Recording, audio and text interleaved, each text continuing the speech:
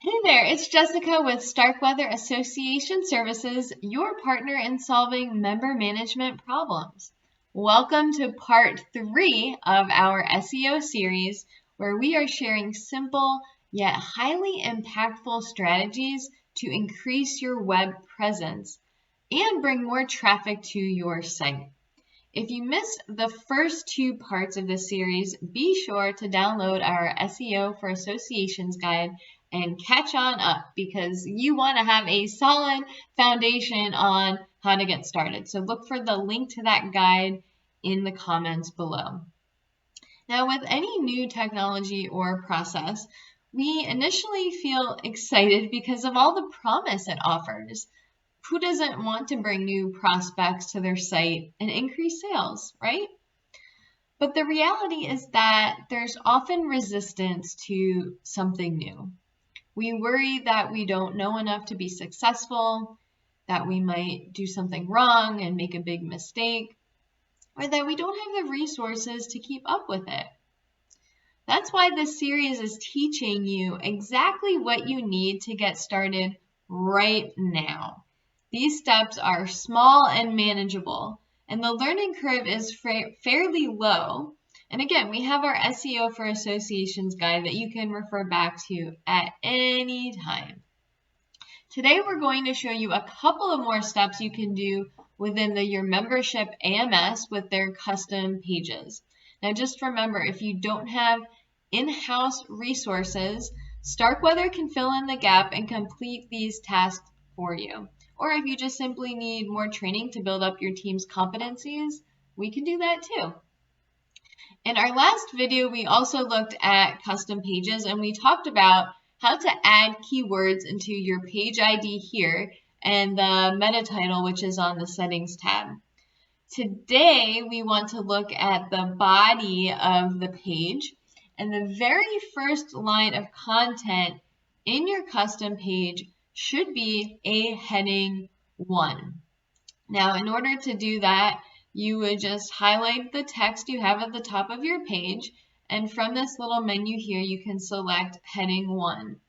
Or if you're working in the HTML section, you can see I have these H1 tags surrounding the title. This is important because it helps the search engine identify more keywords that are relevant to the page. Well, what do you write for your heading? Again, you want to think about the words people would use to search to get this page. What would they be searching on where your custom page would be a good resource for them? Now, you probably already know what that is because you've already identified your keywords, which was what we talked about in the very first part of this series. So, of course, your heading is going to include your keywords, right? And keep it short for the heading. This doesn't need to be all that long. Just think of a title for the page or a document. And in this case, it should be similar to the page title or the meta title that we discussed in part 2, but maybe not exactly the same. So if we looked at the actual page, our page meta title is SEO for your membership web pages. Well, here we just kind of changed it a little bit, optimizing web pages for SEO in your membership. And again, you can add the tags directly into the HTML using H1 if you're comfortable with that, or use this heading menu right here on the design tab.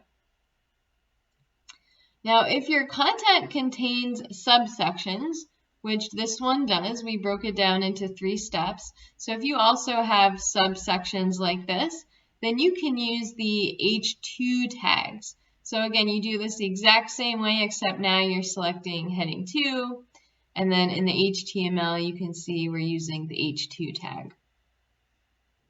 At this level, you may only be using one keyword in each of your subheadings, and that's fine. The idea is that throughout the whole body of your page, the keywords continue to be used. But you don't want to just throw them in there for the sake of it. It should be in a natural way. And this will likely happen without you having to think about it too much. Well, there you have it.